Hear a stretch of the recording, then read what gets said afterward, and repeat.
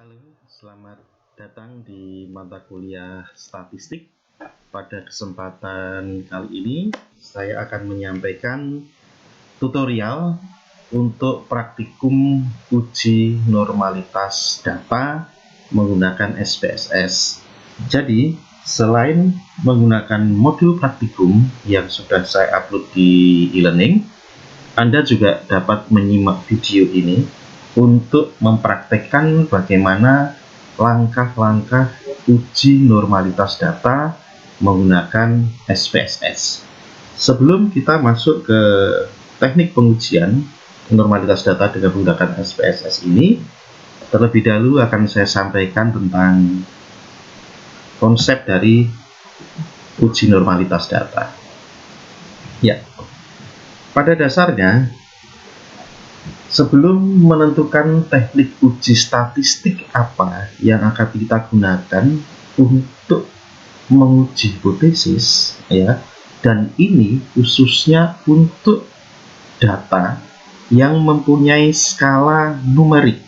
Skala numerik itu berarti data tersebut mempunyai skala pengukuran berupa rasio atau interval. Maka perlu diketahui terlebih dahulu atau diuji terlebih dahulu data tersebut berdistribusi secara normal atau tidak. Nah, keperluannya apa? Dengan mengetahui data itu berdistribusi normal atau tidak, maka data itu nanti akan diuji menggunakan statistik yang parametrik atau yang non-parametrik. Mengingat bahwa statistik parametrik itu mensyaratkan salah satunya adalah data harus berdistribusi normal. Dan yang bisa dianalisis dengan menggunakan statistik parametrik itu adalah data dengan skala numerik. Ya.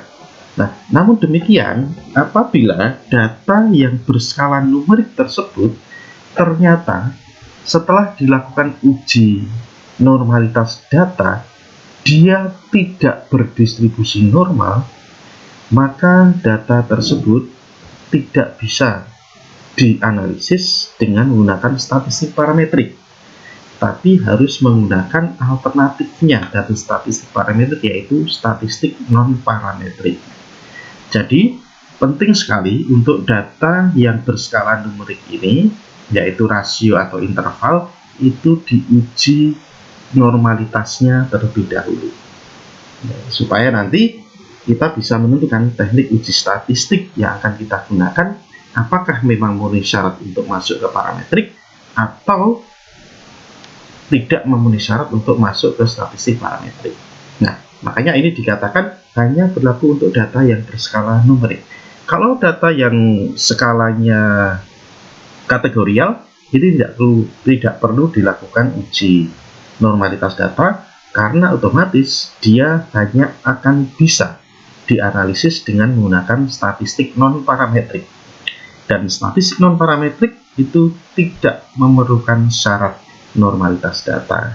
Ya, sekali lagi, jadi uji normalitas data ini ditujukan untuk skala data atau skala hasil penelitian atau data hasil penelitian yang mempunyai skala numerik atau skala rasio dan interval.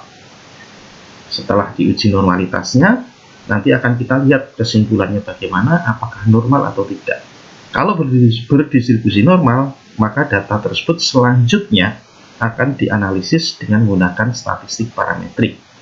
Tetapi apabila hasilnya ternyata tidak normal distribusinya, maka data tersebut harus diuji dengan statistik non parametrik. Ya, itu konsepnya. Nah, untuk uji statistik, maksud saya uji normalitas data ini nanti ada dua macam, ya. Dalam tabel uji normalitas nanti akan muncul dua macam, yaitu menurut Kolmogorov-Smirnov dan menurut Shapiro-Wilk. Jadi nanti untuk menarik kesimpulannya, kita harus didasarkan pada besar sampel yang kita gunakan atau jumlah data yang kita gunakan dalam analisis ini. Nah, Apabila sampelnya besar, yaitu lebih dari 50, maka untuk membuat kesimpulan hasil uji normalitasnya, kita menggunakan tabel yang menurut Kolmogorov-Smirnov. Tetapi kalau sampelnya kecil, misalnya kurang atau sama dengan 50, maka untuk menyimpulkan data itu berdistribusi normal atau tidak, kita menggunakan tabel menurut Shapiro-Wilk. Nah, tabel Kolmogorov, tabel Shapiro-Wilk ini bagaimana? Nanti kita lihat setelah kita praktek dengan SPSS akan kelihatan. Nah, selanjutnya yang penting adalah untuk menginterpretasikan hasil. Jadi, nanti setelah kita analisis, kita masukkan SPSS, akan keluar hasilnya. Nah, bagaimana menginterpretasikan hasil dari data tersebut? Nah, data bisa dikatakan berdistribusi normal apabila nilai P atau p-value-nya atau signifikansinya itu lebih besar dari 0,05, baik menurut Kolmogorov maupun menurut Shapiro-Wilk. Jadi ini berbeda ya dengan keputusan untuk menerima atau menolak hipotesis kemarin ya. Kalau untuk menerima hipotesis alternatif itu signifikansinya di bawah 0,05. Tapi ini untuk distribusi data atau uji normalitas data itu bisa dikatakan normal atau berdistribusi secara normal kalau nilai P atau p-value-nya atau signifikansinya itu lebih besar dari 0,05. Dan ini berarti apabila dalam hasil uji normalitas data nanti didapatkan nilai signifikansi atau nilai P yang lebih kecil dari 0,05, maka dapat disimpulkan bahwa data tersebut tidak berdistribusi normal. Tapi sebaliknya, apabila nilai P-nya itu lebih besar dari 0,05, maka dapat dikatakan atau disimpulkan bahwa data tersebut berdistribusi normal. Dan sekali lagi, data yang berdistribusi normal ini nanti akan dianalisis selanjutnya dengan menggunakan statistik parametrik. Nah, apa saja yang masuk analisis statistik parametrik, apa saja yang masuk statistik non-parametrik? Kemarin di tabel uji bivariat ya, tabel uji hipotesis itu sudah ada menurut Sugiono ataupun menurut Sopio dan Dahlan. Itu bisa Anda lihat mana yang parametrik, mana yang non-parametrik. Baik, sampai di sini untuk pengantar tentang normalitas data atau uji normalitas data. Selanjutnya kita akan mulai dengan praktikum menggunakan SPSS. Dan untuk memulai praktikum, Anda harus download dulu file latihan ya yang sudah saya upload di e-learning, yaitu file latihan data uji normalitas. Di situ sudah saya buatkan file latihannya dalam bentuk atau dalam format SAV sehingga bisa langsung dibuka dengan menggunakan SPSS. Dan file itu harus Anda download terlebih dahulu untuk bisa mempraktekkan apa yang sudah saya tulis di modul maupun apa yang saya sampaikan di dalam tutorial ini. Baik, sekarang kita masuk ke praktikum menggunakan SPSS ya.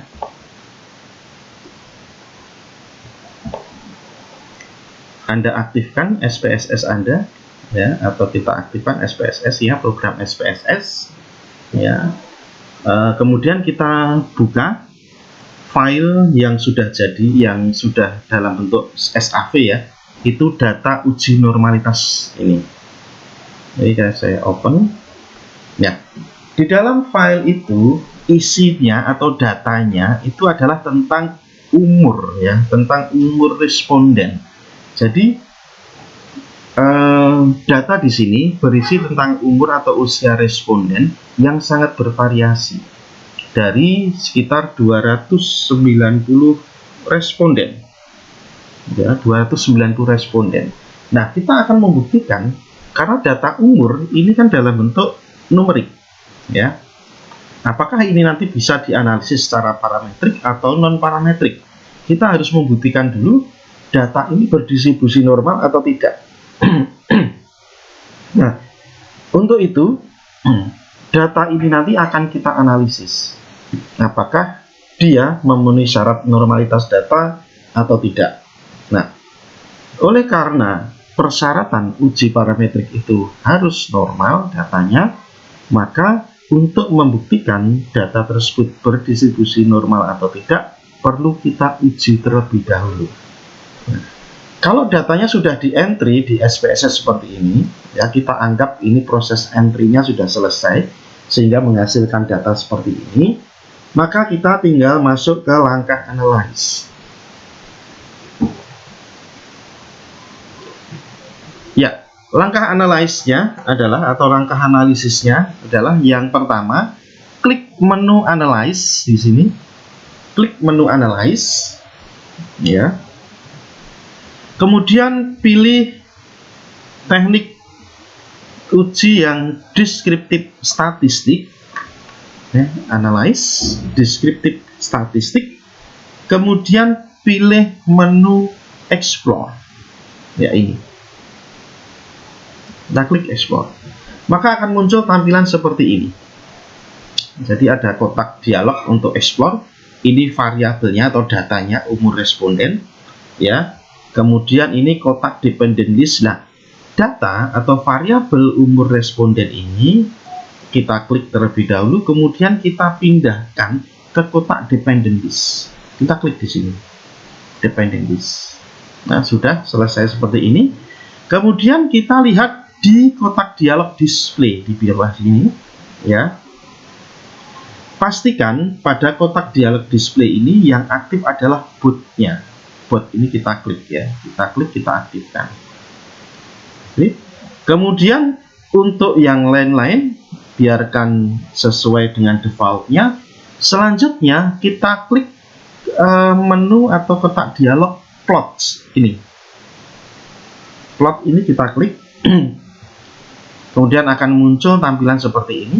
Nah, kita lihat satu persatu perintahnya yang di sini. Ada block spot di sini. Box plot di sini. Pastikan di dalam box plot ini faktor level together-nya itu diaktifkan. Faktor level together-nya diaktifkan. Kemudian di deskriptif ini stem and leaf-nya itu dinonaktifkan, diganti dengan histogram saja. Histogram. Oke. Selanjutnya aktifkan menu normality plot with test. Ini kita aktifkan dengan cara diberi tanda centang. Nah, seperti itu. Perhatikan sekali lagi, box plotnya adalah faktor level together yang diaktifkan. Deskriptif itu adalah histogramnya yang diaktifkan, dan aktifkan juga normality plot with test dengan cara diberi tanda centang. Nah, setelah ini kita tinggal klik continue, ya, klik continue, akan kembali ke tampilan semula tadi, dan selanjutnya klik OK. Kemudian akan muncul hasilnya seperti ini. Nah, yang awal di sini ini adalah hasil deskriptifnya. Ini menunjukkan bahwa N atau sampelnya itu adalah 290 responden. Ya, ada 290 responden, tidak ada data yang miss, ya. Valid semua. Kemudian kalau Anda ingin melihat ini berapa minnya, berapa confident intervalnya, ya, standar deviasinya, nilai itu ada di sini. Tapi untuk uji normalitas ini tidak kita butuhkan di sini, ya. Kita langsung ke tabel statistiknya, tabel hasil uji statistiknya. Yang kita gunakan apa?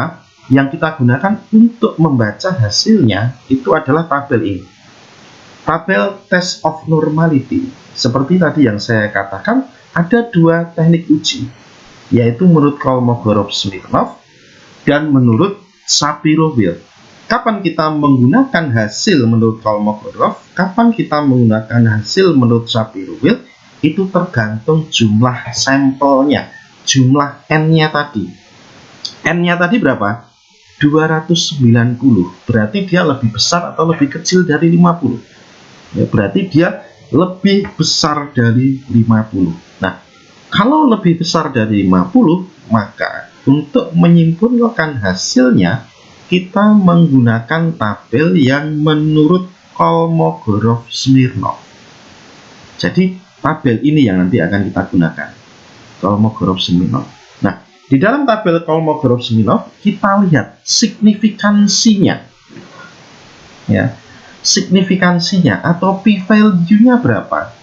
P-value-nya ini adalah 0,000, ya. Jadi p-value-nya ini 0,000, ya. Jadi ini. Nah, 0,000 itu berarti kan lebih kecil dari 0,05. Padahal syarat data dikatakan berdistribusi normal tadi jika nilai P-nya atau signifikansinya itu lebih besar dari 0,05. Sedangkan ini signifikansinya hasilnya adalah 0,000. P-value-nya lebih kecil dari 0,05. Artinya bahwa data tentang umur responden yang sedang kita buktikan normalitasnya ini ternyata mempunyai nilai p-value di bawah 0,05, yang artinya data tersebut tidak berdistribusi secara normal. Nah, itu kesimpulannya nanti. Jadi data tentang umur responden ini tidak berdistribusi secara normal dilihat dari nilai P-nya, signifikansinya yang di bawah 0,05. Atau dari histogram juga bisa kita lihat. Ini kalau kita buat apa itu grafiknya itu ya, loncengnya itu, dia tidak akan simetris kanan dan kiri. Dia lebih cenderung ke kanan. Sehingga loncengnya nanti tidak akan simetris.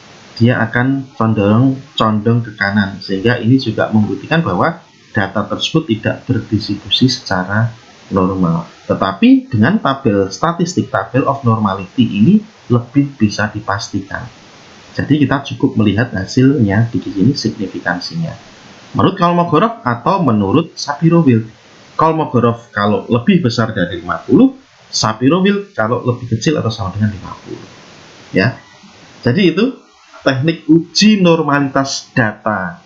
Selamat mencoba. Ya, semoga sukses.